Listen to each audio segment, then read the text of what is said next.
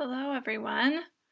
This is our video for one of the tools of self-awareness called the self-coaching model. And the self-coaching model was developed by Brooke Castillo, and she outlines it in her book called Self-Coaching 101. And I learned it from reading that book and then going to a life coach training with my coach, Jody Moore. And I love this tool. I've been practicing mindfulness and learning about meditation and really studying and trying to understand how our brains work and how our thoughts create our lives for years and years and years. But the self-coaching model makes it super applicable. And I won't say it's easy, but it makes it approachable and applicable. It's like a recipe for real self-awareness. And the first ingredient in this recipe is the circumstances of our lives. And now circumstances are factual. They are the facts. They don't have any opinion to them. They're something that everyone would agree on. And they're things that are outside of our control. And circumstances are always neutral. They're neither good nor bad. They just are.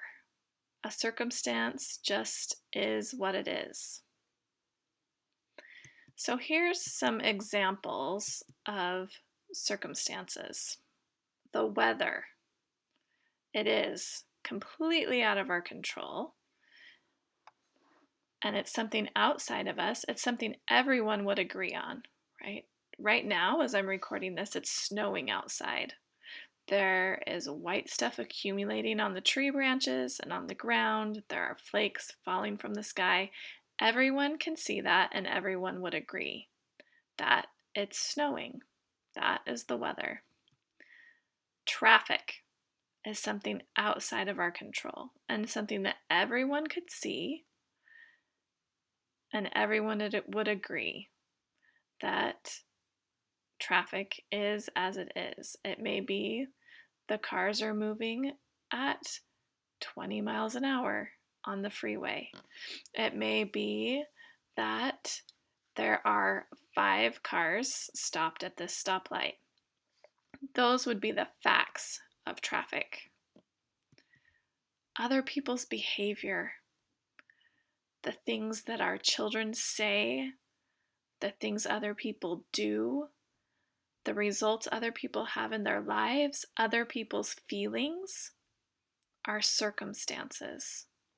They are things completely out of our control.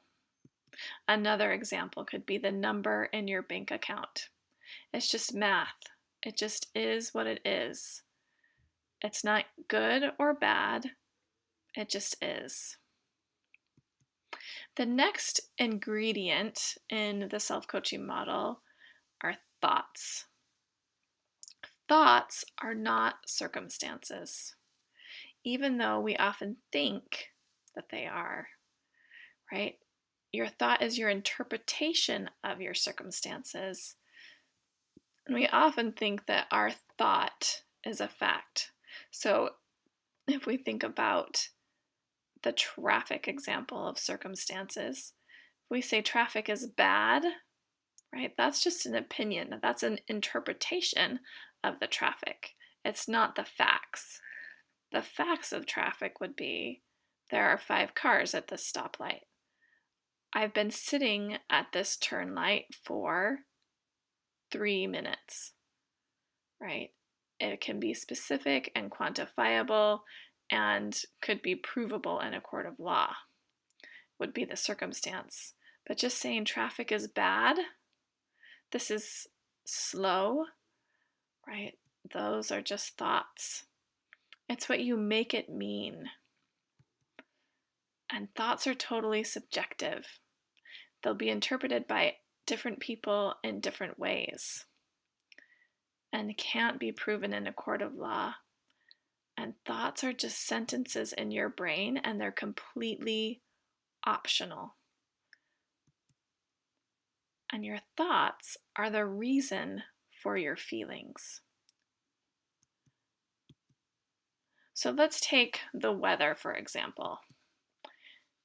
Here's the circumstance. It's raining. There's water falling from the sky. And your thought might be, it's a dreary, depressing day. And then, because you think that thought, you'll feel lethargic and depressed. Here's another example. Traffic. The traffic on the freeway is moving at 20 miles per hour. That is a circumstance. And my thought about that might be, oh, I'm going to be late, and it's going to look really bad when I'm late. And I'll feel anxious and worried and frazzled and frantic. Not because traffic is going 20 miles per hour, but because I think the thought, I'm going to look bad when I'm late. Other people's behavior. See if this circumstance is familiar to you. It's something that happens to me a lot. There are 3 pairs of wadded up dirty socks on the living room floor. They're quantifiable. They're there. Everyone could agree. And then my thought is, everyone is such slobs. I'm the only one that does anything around here. And because I think that thought, I feel annoyed, frustrated, maybe even angry. How about the number in your bank account? Let's just say that you go to look and there's a negative balance in your checking account. And you think, oh, I'm so irresponsible.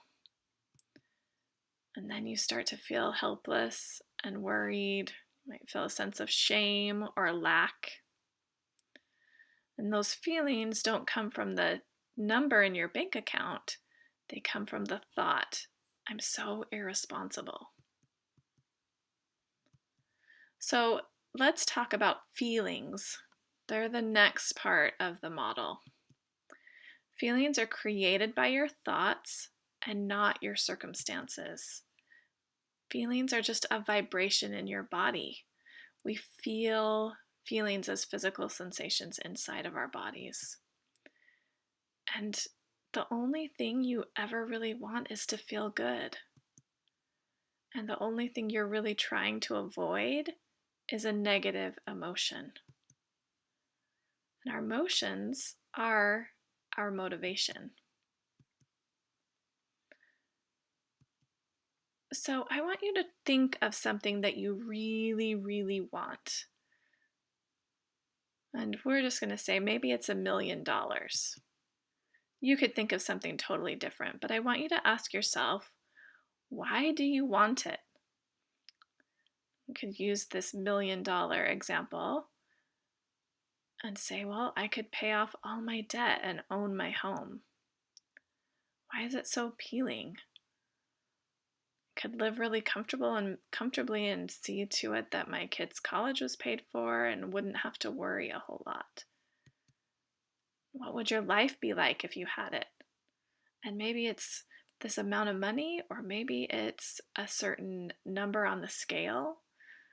Maybe it's a certain dress size. Maybe it's something else. But what would your life be like if you had it? If you had that $1 million, maybe you would have peace of mind. If you had it, how would you feel? That's what we're always wanting. We want something because how we think it will make us feel. And we resist circumstances because we want to avoid negative emotion. And our brains don't differentiate between physical pain and emotional pain, and they just want to avoid discomfort and pain at all costs. So let's do a little quiz.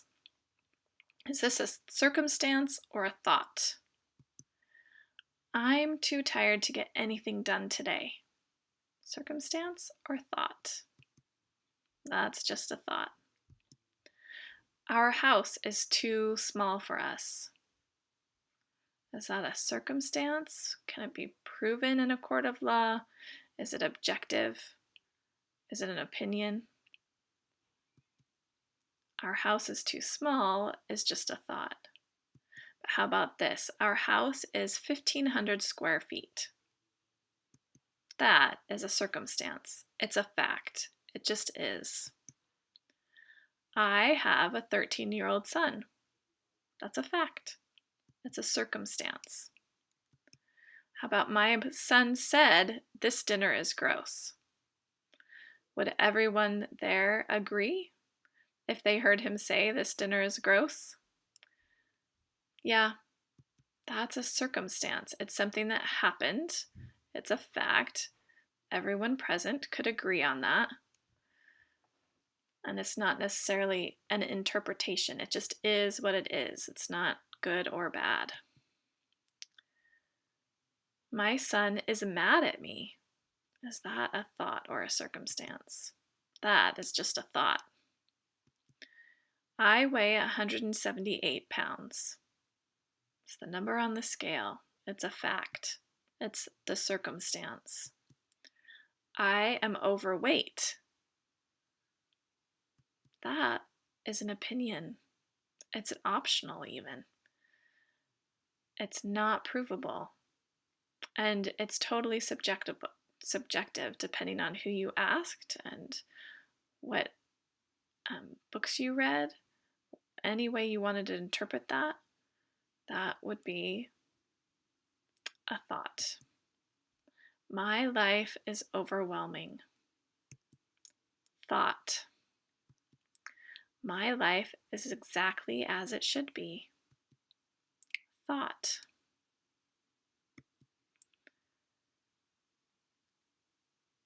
So here, we'll just sum up what we've talked about so far. So our circumstances trigger thoughts, which create feelings. Circumstances trigger thoughts, and thoughts create our feelings. And let's go a little bit deeper into feelings. Feelings or emotions are what drive our behaviors. And they are just vibrations in our bodies. And studies even show that uninterrupted emotions typically last about 1.5 minutes. Empowering emotions lead to our most effective action. And negative emotions signal us to resist or turn away, to avoid something or stop whatever is happening. It's our fight, flight, freeze response. And the interesting thing is when we resist a negative emotion, when we try to avoid it or push it away, we actually prolong it. And so we definitely experience it for much longer than the typical or the average 1.5 minutes. But emotions are just chemical signals that are felt as physical sensations and vibrations in our bodies.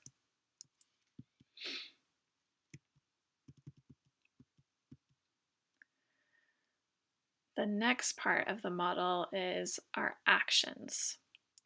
And our actions can be as obvious as words and movements and accomplishments, but they can be very subtle too. But our actions are based on our feelings. And they can be action, inaction, reaction. It's just the thing that we do. It's our behavior. It's the way that we show up in our state of being that's based on our feeling. And this can be like as subtle as the tone of our voice or the look in our eye. And human beings are experts at reading other human beings. We can tell how other people are feeling, even from the most subtle body language or signals, but even our most subtle body language is our action.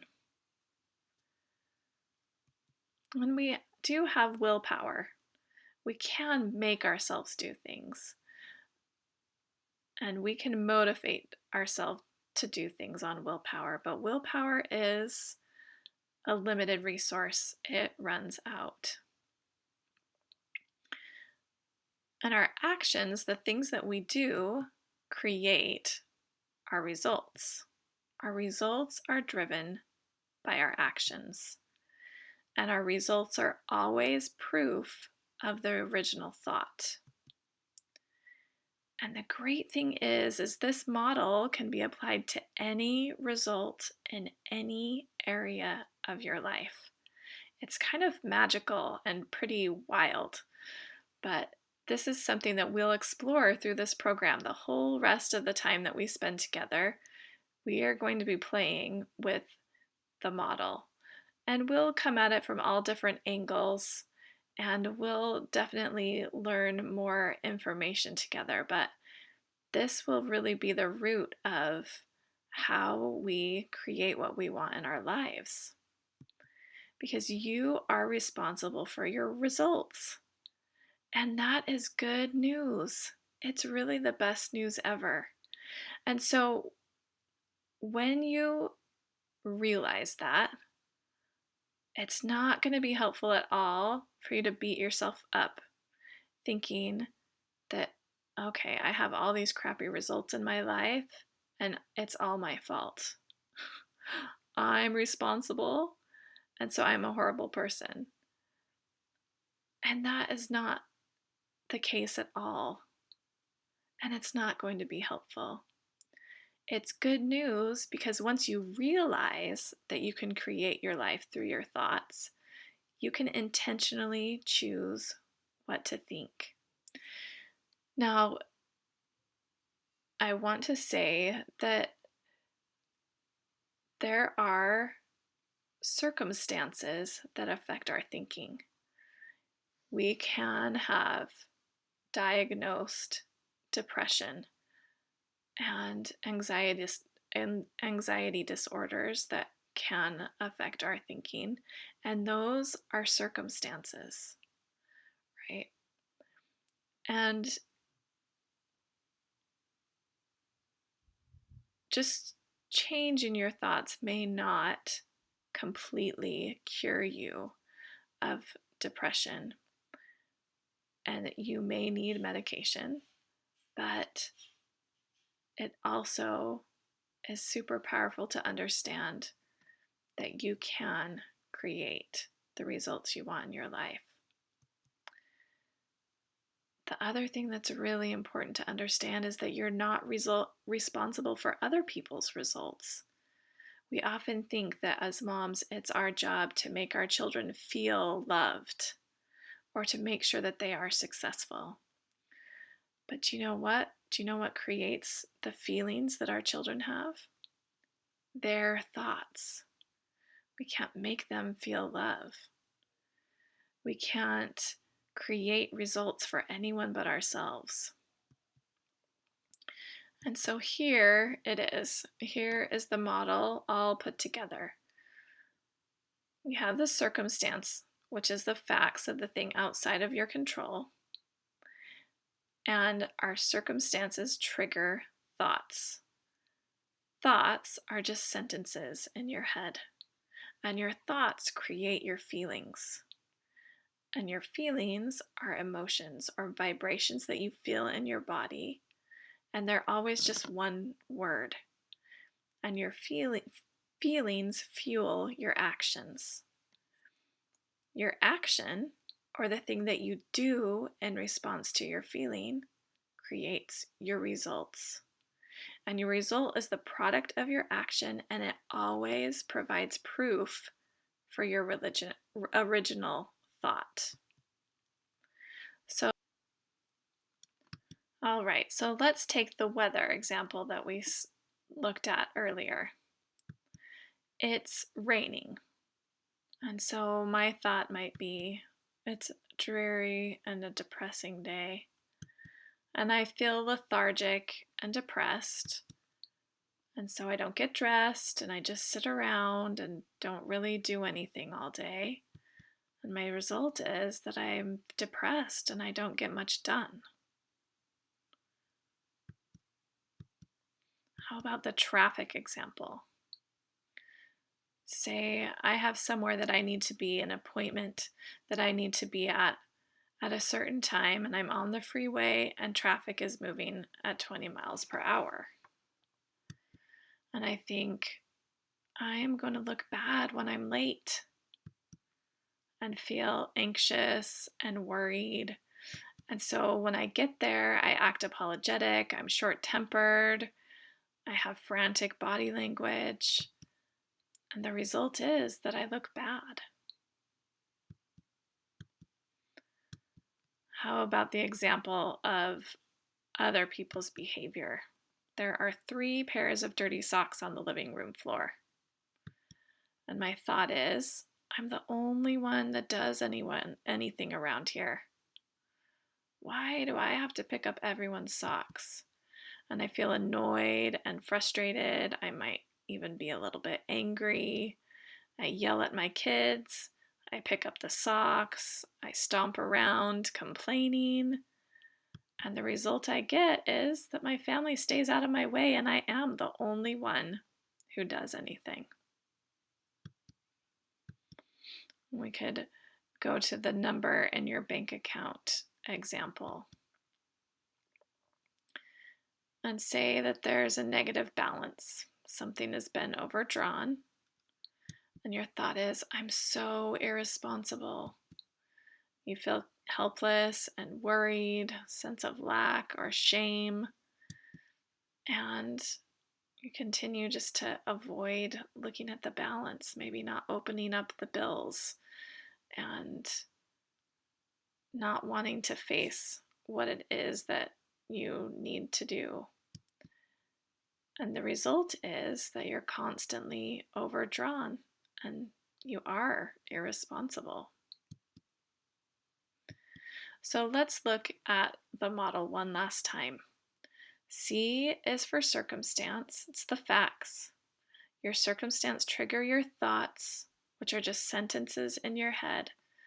Your thoughts are optional, and they are what you make the circumstance mean.